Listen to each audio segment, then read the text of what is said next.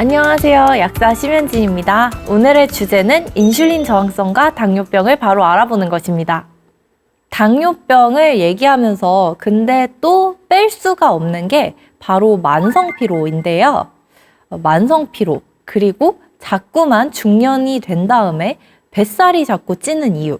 이것들이 사실 당뇨와 함께 인슐린 저항성, 이런 키워드가 같이 연관되어 있어서 오늘 강의를 통해서 인슐린 저항성과 당뇨병의 상관관계를 알아보려고 합니다. 많은 분들이 요즘 혈당 관리에 관심을 많이 가지고 계신데요. 그런데 제가 우려되는 것은요, 혈당이 높아지는 거에 지나치게 예민하게 반응을 하시는 겁니다. 과연 혈당이 높아지는 것 자체가 문제일까요? 그렇진 않거든요. 식사 후에는 누구나 일시적으로 혈당이 오르기 마련입니다. 혈당이 올라야지 우리 몸에 있는 인슐린이 세포 속으로 혈당을 이제 넣어주게 돼요.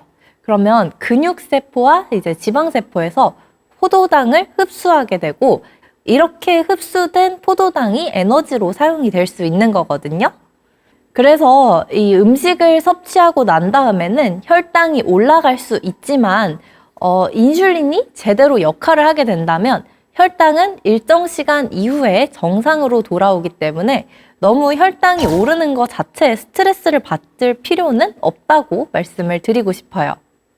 네, 그러면 오늘의 주제 키워드 2가지에 대해서 알아볼게요. 첫 번째는 당뇨병입니다.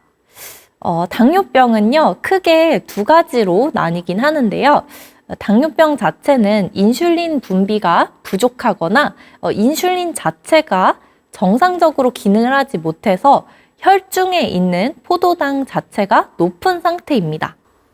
이 당뇨병 자체가 문제가 된다기보다는요, 합병증, 그 중에서도 이 혈관에 관련된 합병증으로 인해서 문제가 생기는 경우가 굉장히 많아요. 그리고 또 다른 키워드, 당뇨병 하면은 또 당뇨병에 관심을 가지는 분들이 한 번쯤은 들어봤을 키워드가 인슐린 저항성인데요. 인슐린이 분비가 되어도 세포가 인슐린이 보내는 신호에 제대로 반응을 하지 못하면 이 혈당이 이제 세포 속으로 이동이 제대로 되지 않겠죠. 네, 그래서 이 2가지의 관계를 이해하는 것이 이번 강의의 핵심이라고 할 수 있겠습니다. 근데요, 그 인슐린 저항성 자체는요, 혈당이 이제 정상이어도 인슐린 저항성이 있을 수가 있어요. 한마디로 당뇨병이 아니라도 인슐린 저항성일 수 있고요. 인슐린 저항성이 있을 때 관리를 제대로 한다면 당뇨병으로 진행되는 것을 막아줄 수 있습니다.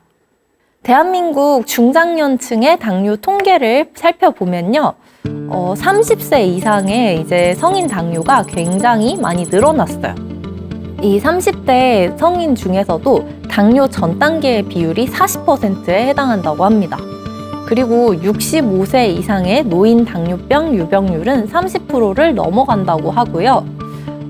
점차적으로 이 당뇨병 자체의 유병률이 증가하고 있는 추세입니다. 그렇다면 이 당뇨병, 그 당뇨병이 위험한 이유는 무엇일까요? 당뇨가 문제가 되는 이유는요, 혈관 속에 당이 타고 돌아다니면서 전신에 있는 혈관에 손상을 일으키면서 이제 미세 혈관부터 큰 혈관까지 광범위하게 영향을 미치는데요. 이게 혈관이 손상되면서 다양한 합병증이 발생하는 경우가 굉장히 많아서 저는 당뇨병이 있으신 분들한테는 특히나 혈액순환, 혈관 건강을 신경 쓰라고 말씀을 드리고 있습니다. 당뇨병은 크게 2가지 정도로 나눠볼 수 있는데요. 많이들 들어보셨을 텐데 제1 당뇨병과 제2 당뇨병입니다.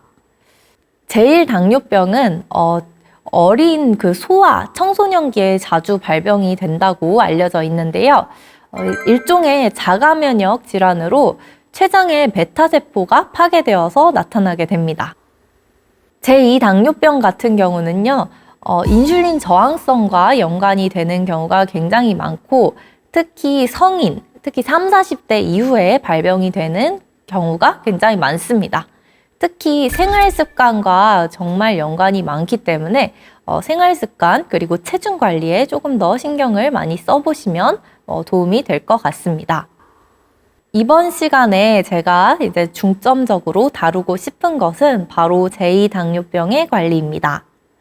제2당뇨병은 나이가 들수록 인슐린 저항성이 이제 증가하게 되면서 복부 비만 그리고 근육도 이제 줄어들고 식습관이 망가진다든지 아니면 스트레스를 받는다든지 하는 다양한 복합적인 원인으로 발병하게 되는데요. 여기서 당뇨병의 주요 증상을 한번 말씀드리고 싶습니다. 당뇨병의 대표적인 증상이 3다 증상이라고 들어보셨을까요? 다뇨, 다음, 다식 이 세 가지를 말을 하게 되는데요. 다뇨 같은 경우는 이제 소변량이 증가한다. 그리고 다음 이거는 물을 많이 마시게 된다. 그리고 다식 많이 먹게 된다. 이 세 가지 증상이 당뇨병의 전통적인 세 증상인데 이 증상이 없다고 한들 당뇨가 아니다라고 생각하는 것도 이제 경계를 하셔야겠습니다.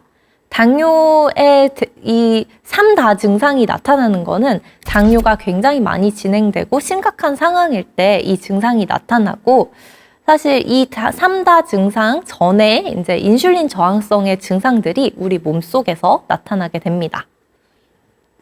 당뇨병의 초기 증상인데 우리가 흔히들 놓치고 있는 증상으로는 피로하다든지 체중이 이제 감소한다든지 시야가 흐려진다든지 아니면은 상처가 났는데 이 상처가 제대로 났는데 오래 걸린다든지 아니면 피부가 너무 가렵다 이런 증상들이 나타나게 됩니다. 혈당과 당뇨병의 관계에 대해서 한번 알아볼까요? 당뇨병은 이름에서는 당뇨라고 되어 있지만 당뇨병의 진단 기준을 정확하게 말씀드리자면 사실 당뇨의 진단 기준은 오직 이 혈당입니다. 혈당 조절이 제대로 이제 진행되지 않을 때 당뇨가 악순환되는 경우가 굉장히 많은데요. 혈당 조절의 악순환 과정을 알아보겠습니다. 첫 번째로 여러분들이 식사를 하게 되면은 음식물이 포도당으로 전환이 되게 되죠. 그러면 혈액 중에 당의 농도가 증가하게 됩니다. 그러면 이렇게 늘어난 당을 세포 속으로 넣기 위한 이 열쇠, 바로 인슐린이 나타나게 되는데요.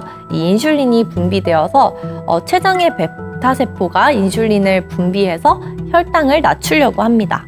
근데 이때 인슐린 저항성이 정상적인 경우에는 인슐린이 세포 속으로 당을 넣어서 적절하게 에너지를 생산할 수 있지만요.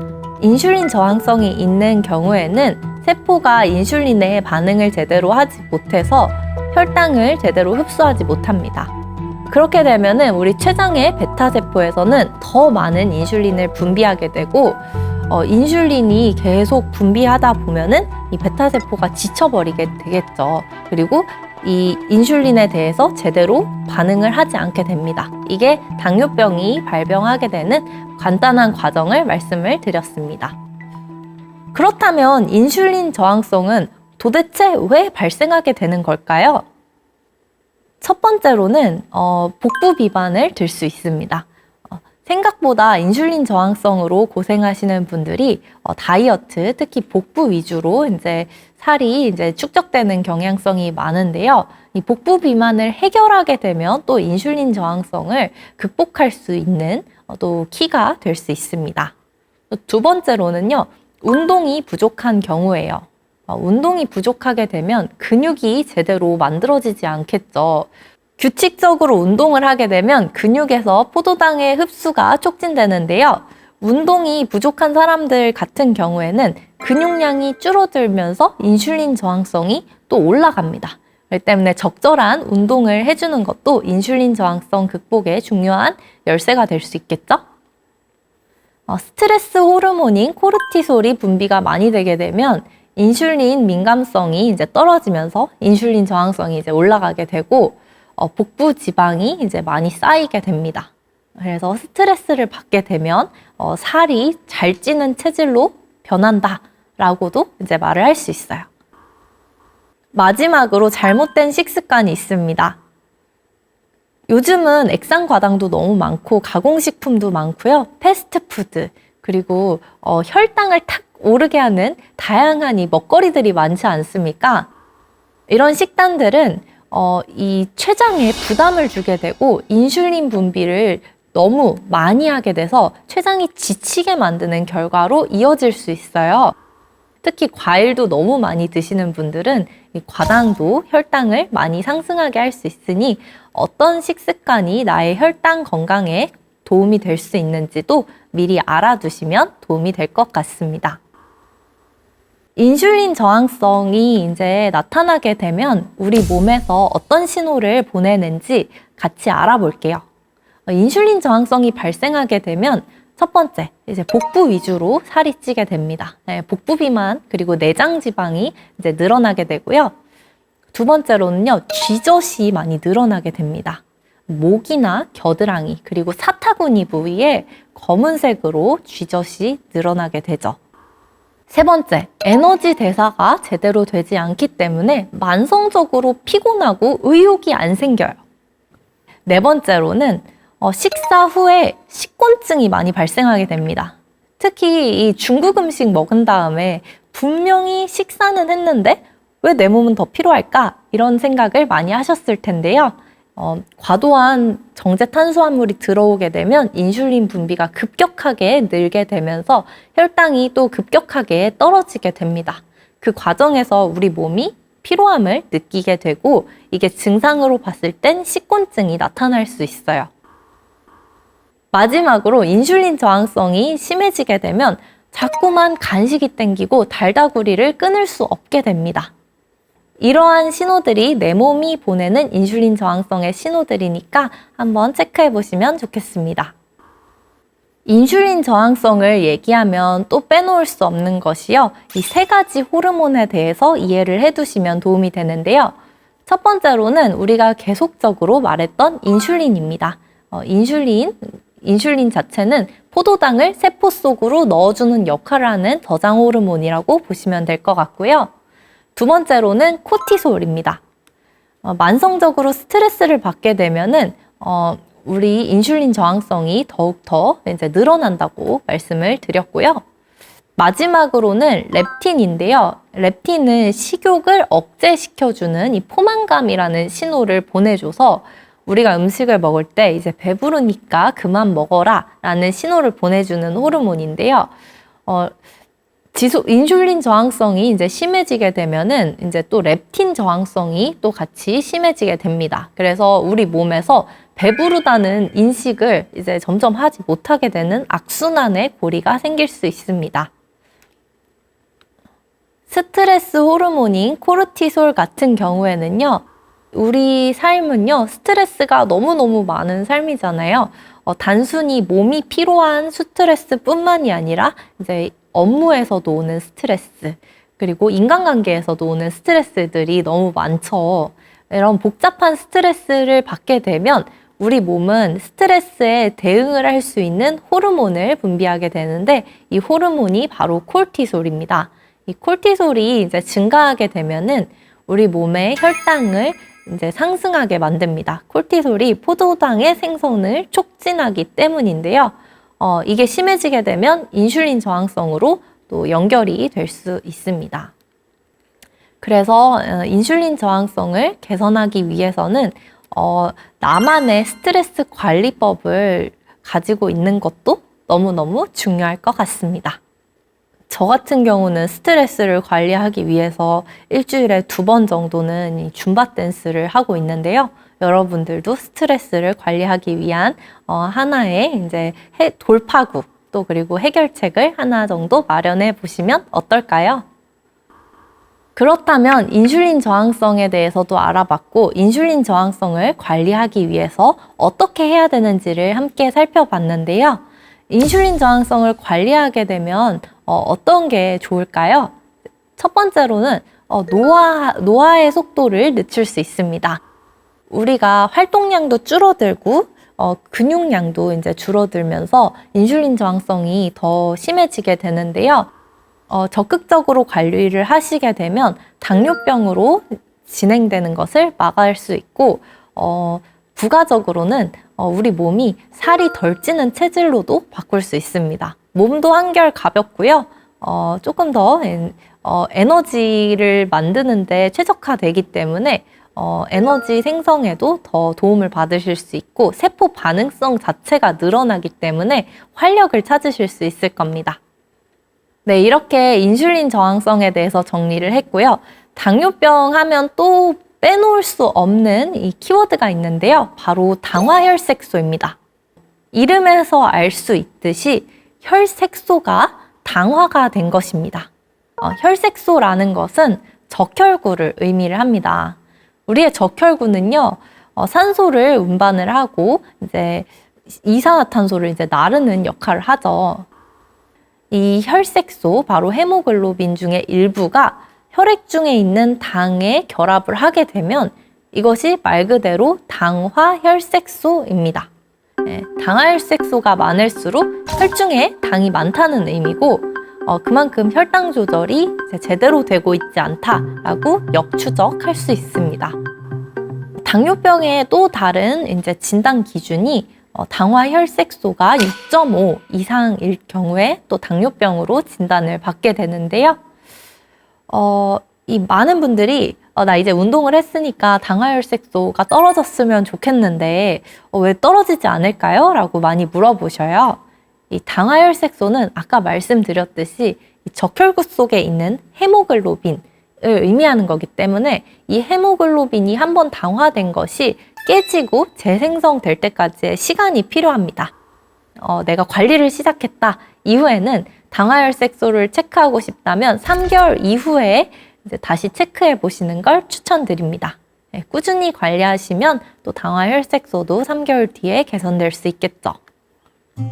당뇨병 자체는 합병증이 정말 위험한 병이라고 할 수 있어요. 근데 그 합병증은 대부분이 혈관에 의해서 이제 혈관병이라고 볼 수 있는데요. 혈액 중에 당이 많이 돌아다니게 되면은 혈관벽에 이제 염증이 생기고 자꾸 상처를 내게 됩니다. 그 과정에서 혈관벽이 딱딱해지고 두꺼워지고 또 좁아지게 되죠. 그러면 혈액순환의 장애가 발생하게 되는데요. 일단 가장 먼저 이제 미세혈관이 손상되는 경우에는요. 미세혈관은 어디 있습니까? 이 눈이라든지 이 신장에 있죠. 그래서 망막에 병증이 생길 수도 있고 신장병증이 나타날 수도 있어요. 그리고 두 번째, 이제 뇌나 이제 심장 그리고 말초혈관으로 이제 혈액이 제대로 돌아가지 않으면 심근경색, 뇌졸중, 뭐 이런 협심증으로도 진행이 될 수 있고요. 마지막으로는 당뇨병 중에 가장 무서운 말초혈관에 산소나 영양분이 제대로 공급되지 않으면 당뇨병성 족부 질환으로 이제 발생할 수 있는데 심한 경우에는 발을 잘라내야 되는 족부 궤양으로도 발전할 수 있기 때문에 주의가 필요하고요. 이 발 같은 경우는 심장에서부터 굉장히 멀잖아요. 그래서 혈액순환이 이제 끝까지 되기가 이제 어려운 부위이기 때문에 더욱더 주의가 필요할 것 같습니다. 그리고 혈액이 이제 제대로 이제 순환이 되지 않으면 심장에서 더 심한 강도로 펌핑을 할 거잖아요. 그렇기 때문에 고혈압의 위험까지도 생길 수 있습니다. 합병증을 예방하려면 그렇다면 어떻게 관리를 해야 될까요?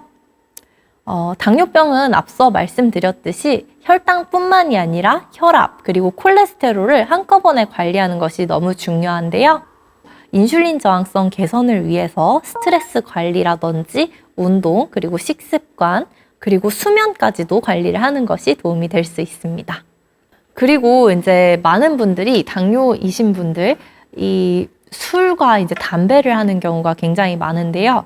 특히나 담배가 굉장히 해롭다는 걸 다시 말씀드리고 싶어요. 이 흡연을 하게 되면 흡연 자체가 혈관을 딱딱하게 만들기 때문에 신경 써서 금연을 하시는 것도 추천을 드립니다. 물론 어렵겠지만요.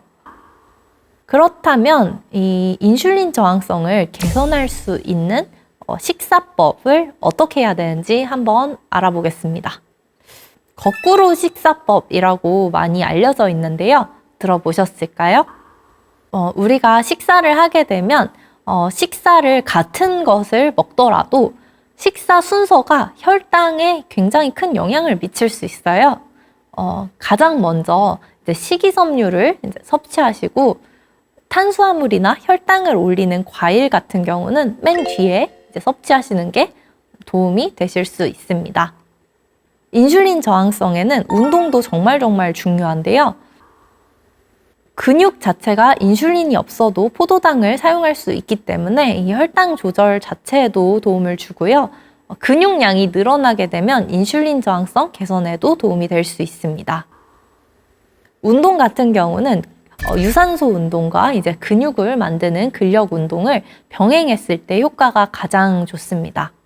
그리고 이제 적절한 수면도 이제 도움이 되는데요.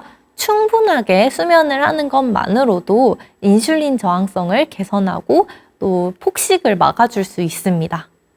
그리고 스트레스 관리가 중요한 이유는 스트레스를 받게 되면 특히나 폭식하는 경우도 많고 또 달다구리를 찾게 되는 경우도 많은데요.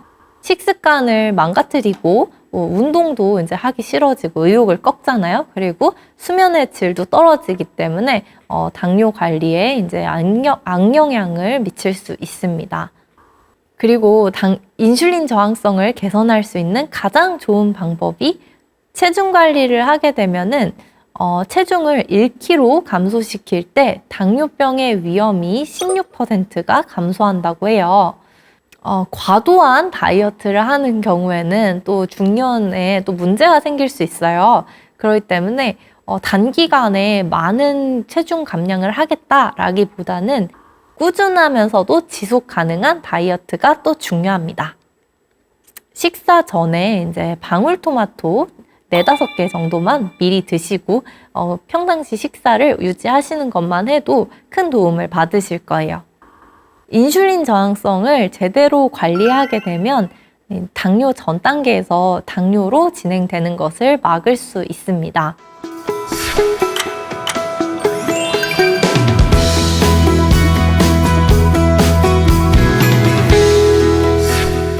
우리에게 찾아온 노화를 이겨내는 방법에 대해서 알아봅시다.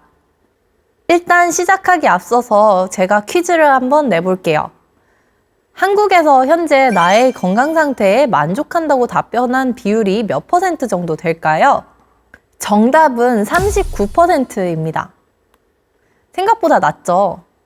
그래서 여러분들이 아마도 집에서 건강 상태를 개선하기 위해서 이런저런 다양한 영양제들을 챙겨 드시고 계실 텐데요. 노화를 피할 순 없지만 어떻게 슬기롭게 이제 헤쳐나갈 것인지 도움이 되셨으면 좋겠습니다. 첫 번째, 항산화에 대해서 알아보겠습니다. 미국 타임즈에서 선정한 세계 10대 슈퍼푸드인데요. 이 슈퍼푸드들의 공통점이 있습니다. 대체 뭘까요? 이 식품들은 활성산소를 억제하는 항산화 성분들이 굉장히 풍부한 식품들이에요. 그렇다면 이 활성산소, 나쁘다고는 많이 들어보셨을 텐데요. 이 활성산소를 막는 항산화 작용은 도대체 무엇일까요?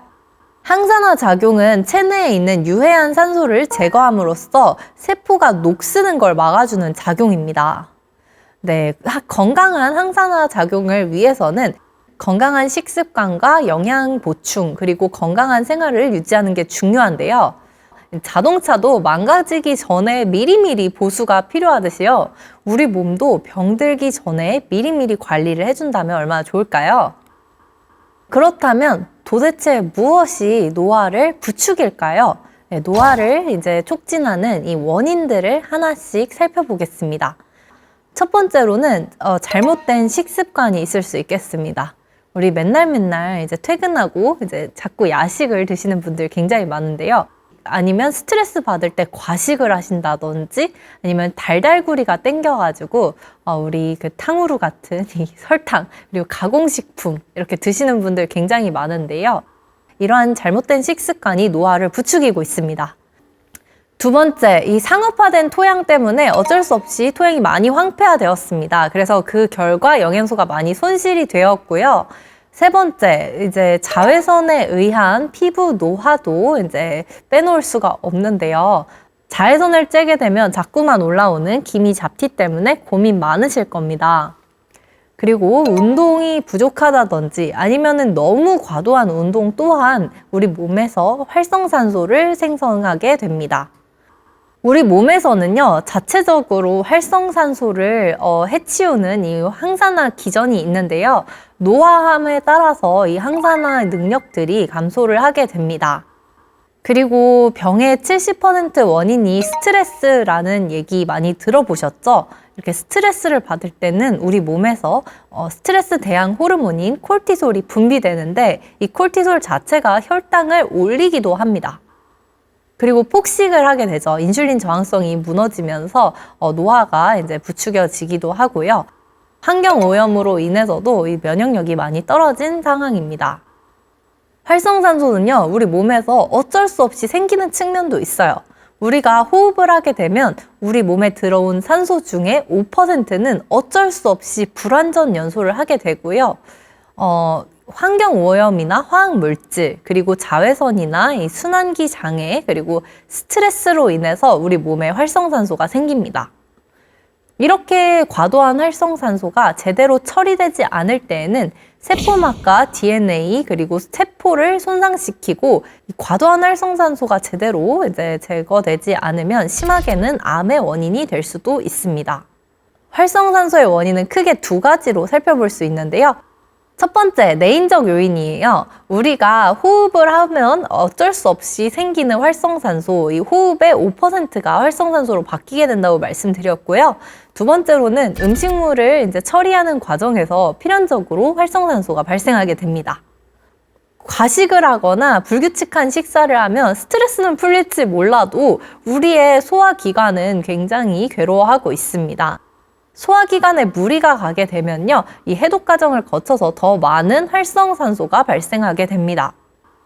두 번째, 외인적 요인이 있는데요. 흡연하시는 분들, 흡연 자체가 혈관을 수축시키고요. 비타민C가 빠져나가게 만듭니다. 흡연을 하시게 되면 우리 체내에서 활성산소가 증가할 뿐만이 아니라 콜라겐 분해가 촉진되고 흡연하시는 분들은 피부의 탄력도도 이로 인해서 떨어질 수 있어요. 공기 중에 있는 배기가스라든지 미세먼지 그리고 산화 스트레스가 증가하게 되면 피부가 이제 늙게 되고 전신 염증 반응이 이제 유발이 됩니다. 또한 이 장 건강 제대로 이제 못 챙기시는 분들 장독소로 인해서 알러지가 발생하기도 하고요. 이 노화에도 영향을 받을 수 있습니다. 가공식품은 발암성이 있고 세포 손상을 유발하고요. 이 세포막을 좀 탄력 있게 유지하지 못하게 만들고 노화를 촉진하는 경향이 있어요. 그래서 건강한 식습관이 중요하고요. 우리가 스트레스를 받게 되면 이제 콜티솔이 분비가 되는데 적절한 코르티솔은 스트레스에 대항을 하게 만들어주지만 과도한 콜티솔은 면역력을 떨어뜨리고 피부 재생력을 낮추게 돼요. 항산화제의 종류를 살펴볼까요? 첫 번째로는 제가 앞서서 소개드렸던 슈퍼옥사이드 디스뮤타제 효소가 있고요. 그리고 글루타치온이 있습니다. 그리고 잠 안 오시는 분들 멜라토닌 많이 드실 텐데요. 이 멜라토닌은 잠 오는 이 생체 리듬에도 관여할 뿐만이 아니라요. 우리가 자는 동안 우리 뇌 속에 쌓인 이 찌꺼기를 제거해주는 강력한 항산화제이기도 합니다. 그리고 코엔자임 Q10이 있는데요. 이 코엔자임 Q10은 우리 미토콘드리아에 존재하면서 에너지를 생성하는 성분이라고 보실 수 있어요. 그리고 비타민 A, C는 유명한 항산화 비타민이에요. 과일이나 견과류, 해조류에 풍부하니까 꾸준히 챙겨 드시면 도움이 되겠습니다. 그리고 녹차에 풍부한 카테킨과 포도씨나 포도 껍질에 풍부한 레스베라트롤 요즘 많이 뜨고 있는데요. 콜레스테롤을 억제하게 됩니다. 소나무 껍질에 풍부한 안토시아니딘은 혈관을 보호하고 콜라겐을 이제 생성을 촉진합니다. 다양한 항산화제 중에서 제가 오늘 여러분들한테 글루타치온을 고르는 방법을 말씀드릴게요. 글루타치온 제품 너무 많습니다. 근데 제대로 된 제품 고르는 방법 많이 궁금하셨을 텐데요. 집에 글루타치온 제품이 있으신 분들은 한번 상자를 봐보세요. 효모 추출 분말로서 이제 200mg 이렇게 써 있는 제품이 있고요. 효모 추출 분말로서 1300mg 이렇게 써 있는 제품이 있습니다. 대부분의 경우는 이제 보았을 때 1300mg의 글루타치온을 복용할 수 있겠구나라고 잘못 알고 계실 수 있는데요. 실제로 중요한 건 효모 추출 분말보다는 글루타치온 자체의 함량 그리고 순도가 얼마나 들어가 있는지를 제대로 아는 거예요. 200mg의 효모 추출 분말 중에서 글루타치온은 50%가 들어가 있는데요. 계산해 보면 100mg이고요. 1300mg의 효모 추출 분말 속에 글루타치온 2.5% 들어있을 경우에 32.5mg입니다. 그래서 글루타치온을 더 많이 복용할 수 있는 방법은 200mg의 효모 추출 분말 제품을 선택하는 거가 되겠어요. 두 번째, 많은 분들이 고민하시는 관절입니다. 이 관절 통증 그리고 손가락 마디마디가 부으시는 분들, 아침에 일어나면 얼굴이 퉁퉁 붓는 분들. 관절을 시작하기 전에 제가 퀴즈를 하나 내보겠습니다. 퇴행성 관절염 환자분들한테 특히 중요한 미네랄이고요. 300개 이상의 효소 반응에 관여를 하면서 근육을 이완시키고 콜라겐 합성을 촉진하고 신경 전달 물질 조절에 핵심적인 영양소가 있는데요. 도대체 뭘까요? 정답은 바로 마그네슘입니다. 마그네슘은 우리 몸에서 천연 이완제로서 알려져 있고요. 칼슘의 대사를 조절하기도 하고 연골 재생을 위한 콜라겐을 합성하는가 하면 근육을 이완시키고 신경 전달 물질을 조절해요. 그리고 염증을 감소시키는 역할이 있습니다. 그래서 많은 분들이 눈 떨릴 때 마그네슘 먹어야 된다던데 라고 얘기를 하시는데요. 실제로 맞습니다. 마그네슘 자체가 근육을 이완시켜주는 효과가 있기 때문에요. 과도한 눈 밑 근육 떨림을 억제해 줄 수 있습니다. 성인 기준으로 하루에 300mg의 마그네슘의 섭취를 해주시길 추천드리겠습니다. 퇴행성 관절염은 다른 이름으로 골관절염 또는 변형형 관절증이라고 하는데요. 관절을 보호하는 연골이 손상되어서 관절에 염증과 통증이 생기고 관절의 기능이 떨어지는 질환이에요. 퇴행성 관절염을 유발하는 요소에는 나이 그리고 비만한 여성한테 많이 생긴다고 말씀을 드렸기 때문에 비만하신 분들은 이제 체중 조절 해주시면 도움이 많이 되고요. 근육이 약할 경우 또 많이 오기 때문에 근력 운동 꾸준히 해주시고요. 무릎 부담이 너무 큰 스포츠 같은 경우는 다칠 위험이 있기 때문에 조심하시고 하이힐 많이 신는 습관도 이제 해로울 수 있겠습니다. 연골의 구조를 살펴보면요. 연골은 콜라겐과 프로테오글리칸 그리고 글루코사민으로 크게 이루어져 있다고 볼 수 있는데요. 나이가 들면서 연골의 기능은 점점 떨어지게 되죠. 그러면 탄력을 잃고 무리할 경우에 파괴되거나 이제 많이 닳아 없어집니다. 연골이 계속 닳다 보면 관절이 붓고 물이 차거나 관절이 굵어지는 변형이 발생하게 되는데요. 그래서 연골과 관절에 도움이 되는 영양 성분으로서 이러한 구성 성분들을 채워주는 게 도움이 될 수 있습니다.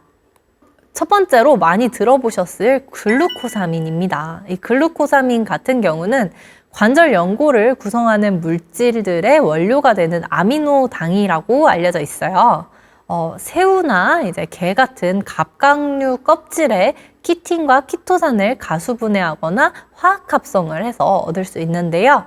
글루코사민을 실제로 복용한 환자분들을 살펴보면 통증이 많이 줄어들었다. 그리고 운동을 할 수 있는 이 능력이 많이 늘어났다라고 이제 나타났고요. 퇴행성 관절염에도 효과를 실제로 많이 보시는데요.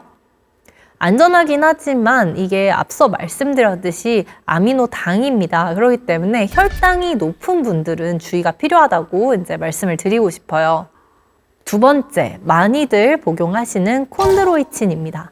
이 콘드로이친 자체도 연골의 주성분인 프로테오글리칸을 구성하는 성분인데요. 나이가 들면 우리 몸에서 콘드로이친의 생산량 자체가 줄어들기 때문에 연골의 기능이 점점 약해져서 퇴행성 관절염이 생길 수 있습니다. 콘드로이친을 꾸준히 복용하시면 통증이 줄어들고 관절도 도움을 받으실 수 있겠죠. 세 번째로는 MSM입니다. 이 MSM 자체는 염증을 개선하는 작용을 하고 다른 이름으로 이 식이유황이라고 알려져 있는데요.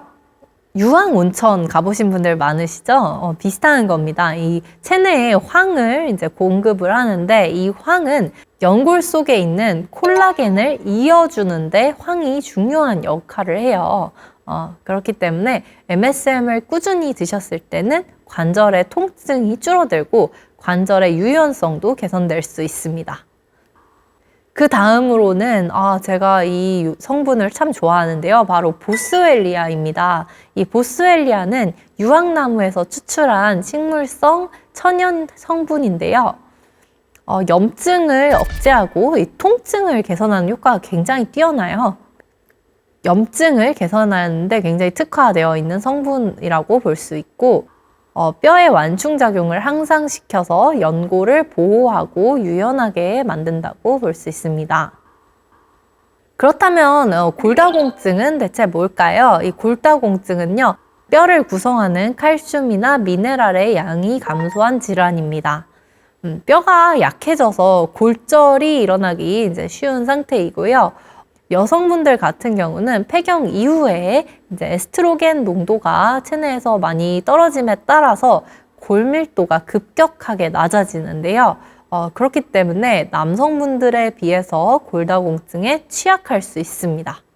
폐경 이후에 준비하게 되면 늦고요. 한 20, 30대부터 골밀도를 꾸준히 높이는 것 중요하겠죠?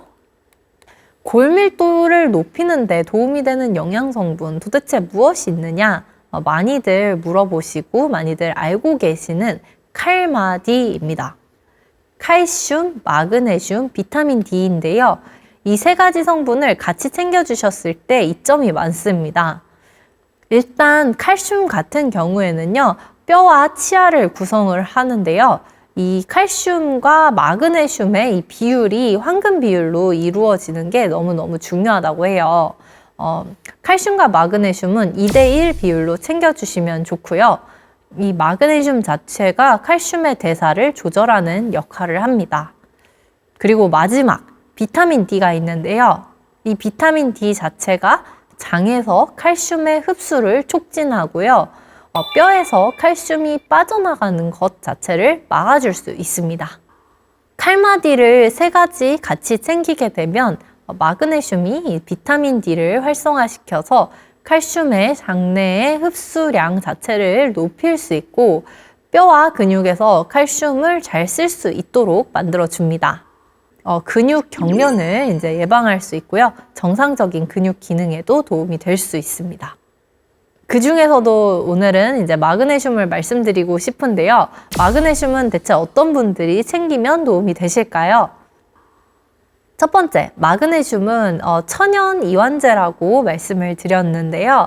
근육이 자꾸만 뭉치고 피곤함이 심한 분들이라면 챙겨주시면 좋습니다. 그리고 술이나 커피를 자주 마시게 되면은 우리 소변으로 마그네슘이 많이 빠져나가요. 그렇기 때문에 마그네슘을 보충해 주시면 도움이 되고요. 우울감, 수면장애가 있으신 분들, 이런 분들 천연 이완제인 마그네슘 보충해 주세요. 스트레스 심한 분들도 보충하시면 도움이 됩니다. 특히나 생리통이 심하신 분들 같은 경우는 약국에서도 진통제와 함께 마그네슘이 같이 붙어 있는 이제 진통제가 많습니다. 생리통을 감소시키는데 큰 도움 받으실 수 있습니다.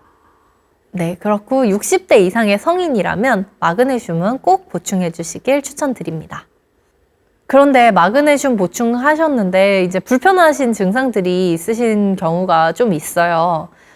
마그네슘은 우리 몸에서 물을 끌어당기는 특성이 있기 때문에요. 산화 마그네슘을 이제 과도하게 복용을 하셨을 때는 설사 부작용이 이제 나타나는 경우가 있습니다. 오히려 변비이신 분들은 마그네슘을 오히려 복용을 하셔서 변해에 도움을 받으시는 경우도 있고요. 그리고 요즘은 시중에 흡수율을 높인 유기산 마그네슘 형태도 많이 찾아보실 수가 있기 때문에 한번 고려해 보시면 도움이 되실 수 있을 것 같습니다. 그 다음으로 비타민 D인데요. 이 비타민 D는요, 의사, 약사, 한의사 다 모아놓고 영양제 월드컵을 하게 됩니다. 그러면 마지막으로 항상 남게 되는 게 비타민 D인 것 같아요. 이 비타민 D는 우리나라 사람 10명 중에 7명이 부족하다고 하죠.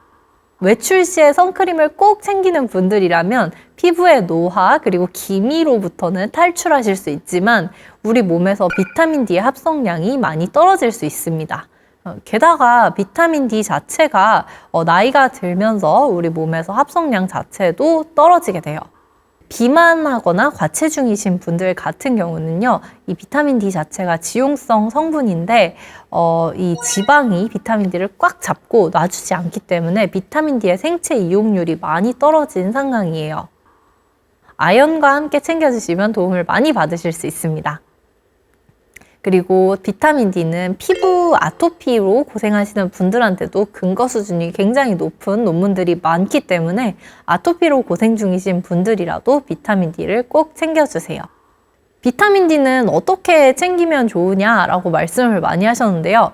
비타민 D는 간편하게 혈액 검사로도 우리 수치를 파악하실 수 있죠.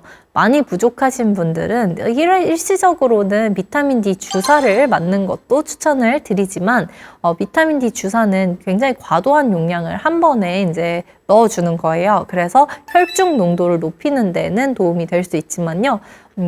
낮아진 비타민 D 수치를 주사로 보충하신 다음에는 꾸준히 먹는 영양제 비타민 D로 2,500이나 5,000 이렇게 둘 중에서 선택해서 이제 드시는 걸 추천을 드립니다.